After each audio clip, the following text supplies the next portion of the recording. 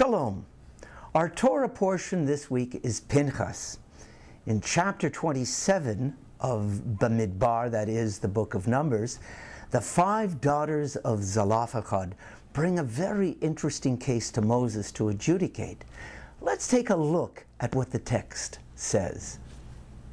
V'tikravna benot Zelophehad ben Chefer ben Gilad ben Machir ben Menashe lemishpachot Menashe ben Yosef ve'eli shmot benotav Machla, Noah, v'chagla u'milka v'tirtza v'ta'amodna lifnei Moshe v'lifnei Elazar HaKohen v'lifnei hanisiim v'chol ha'ida petach oel moed limor Avinu meit bamidbar v'hu lo haya betoch ha'ida hanoadim al Adonai ba'adat Korach ki v'cheto meit uvanim lo hayu lo lama yegara shem avinu mitoch mishpachto ki ein lo ben tana lanu achuza betoch achei avinu.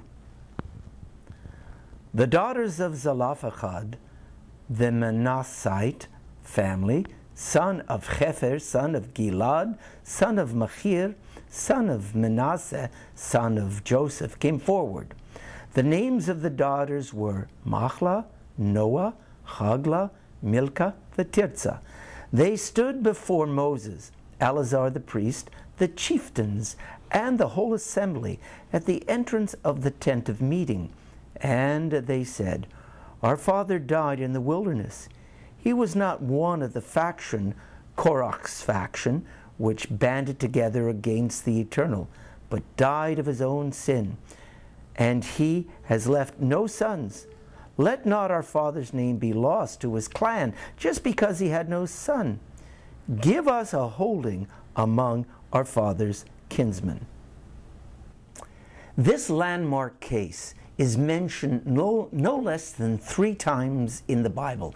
And in each instance, the names of all of the 5 daughters are mentioned. Now, why is this case so important in the annals of Jewish law? Why is it given such a prominent place in biblical literature? The answer given by many modern commentators is that the case of the daughters of Zelophehad demonstrates a departure from Jewish law up to that point in time, or at least a reformulation of Jewish law, of biblical law up to that time. Biblical law originally excluded daughters from inheritance rights when sons survived. The sages modified these laws by providing for the maintenance of the widow and the daughters of the deceased.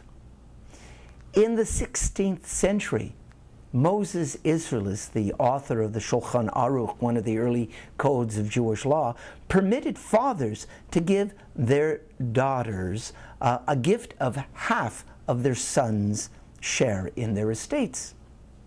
And according to a takana, that is a rabbinic enactment, the chief rabbinate of Palestine in 1943 made it possible for daughters in Israel to this day, in the state of Israel to this day, to inherit on an equal footing with sons. This steady progress toward between equality for sons and daughters in the matter of inheritance rights began with the modest adjustment in the law brought about by the courageous daughters of Zelophehad, who said simply, "Let not our father's name be lost to his clan just because he had no son. Give us a holding among our father's kinsmen." Ultra-conservative groups among our people to this day insist that Jewish law, as given in the Bible and interpreted by the sages of old, is perfect and absolutely inviolable.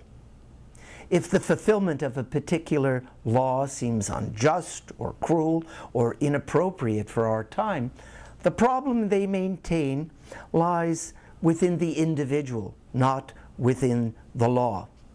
They tell us that an individual must surrender his or her own sense of morality and justice and obey the law as written. Rabbi David Hartman, a modern Orthodox rabbi living in Jerusalem today, in his recently published book, The God Who Hates Lies, speaks of the dilemma of a person whose conscience is at odds with the dictates of a traditional Jewish law. He points to the patriarchal laws that exclude women from a full participation in Jewish ritual life.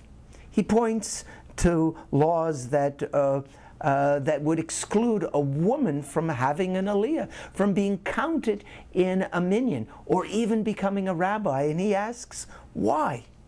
And he provides certain orthodox or traditional methodologies to make it possible to evolve the law.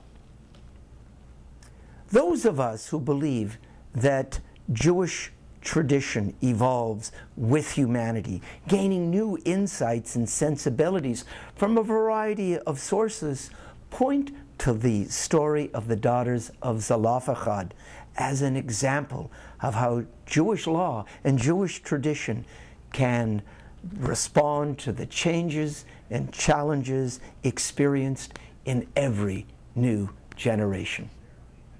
Well, I hope that you will read this week's Torah portion and come to your own conclusions. Shabbat Shalom.